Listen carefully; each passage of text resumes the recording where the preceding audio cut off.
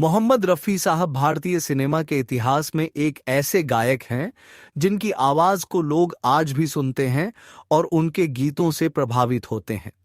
उनकी आवाज का जादू और उसका रहस्य कई पहलुओं से जुड़ा है।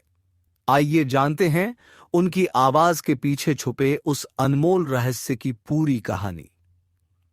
मोहम्मद रफ़ी का जन्म 24 दिसंबर 1924 को पंजाब के अमृतसर जिले के कोटला सुल्तान सिंह गांव में हुआ था।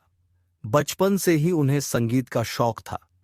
कहा जाता है कि वह गांव में फकीरों के गीतों की नकल करते थे और उनकी आवाज से लोग मंत्रमुग्ध हो जाते थे। उनके बड़े भाई हमीद ने उनकी प्रतिभा को पहचाना और उन्हें संगीत की औपचारिक शिक्षा दिलाने का निर्णय लिया। रफ़ी साहब की आवाज का सबसे बड़ा रहस्य उनकी बहुमुखी प्रतिभा थी। उनकी आवाज में इतनी विविधता थी कि वह हर प्रकार के गीत गा सकते थे।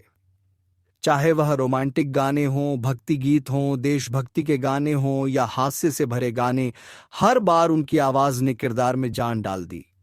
उनकी गायकी में एक विशेष गहराई थी जो सीधे दिल तक पहुंचती थी। रफ़ी साहब के गानों की सफलता के पीछे उनका अथक रियाज और समर्पण था। वे अपनी आवाज को बेहतर बनाने के लिए घंटों रियाज करते थे। संगीतकार नौशाद ने एक बार कहा था कि रफ़ी साहब की आवाज में ईश्वर का वास है और उनके सुरों में एक दिव्यता है। रफ़ी साहब की आवाज के रहस्य का एक और बड़ा पहलू उनकी विनम्रता थी। वह न केवल एक महान गायक थे बल्कि एक महान इंसान भी थे। उनका मानना था कि गाने को गाने का असली मकसद उसमें जान डालना है और उन्होंने यह काम हर गाने में बखूबी किया। रफ़ी साहब खुद भी मानते थे कि उनकी आवाज भगवान का दिया हुआ तोहफा है, लेकिन इसे निखारने के लिए उन्होंने जो मेहनत की वह काबिले तारीफ है। उनकी गायकी में सादगी, गहराई और भावनाओं का मेल ऐसा था कि सुनने वाला खुद को उनसे जुड़ा हुआ महसूस करता था। उनके गाए गानों की सूची इतनी लंबी है कि इसे गिनना मुश्किल है। जैसे चाहूंगा मैं तुझे सांझ सवेरे, तेरी प्यारी प्यारी सूरत को, सुख के सब साथी, दुख में न कोई, क्या हुआ तेरा वादा। इन गानों में उनकी आवाज का दर्द, मिठास और खूबसूरती सुनने वालों को आज भी मंत्रमुग्ध कर देती है। रफ़ी साहब का कई दिग्गज संगीतकारों के साथ गहरा संबंध रहा।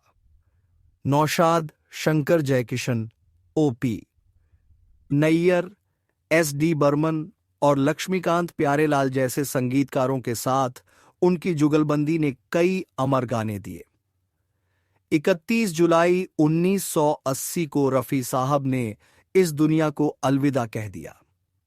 उनकी मृत्यु के बाद भी उनकी आवाज अमर है।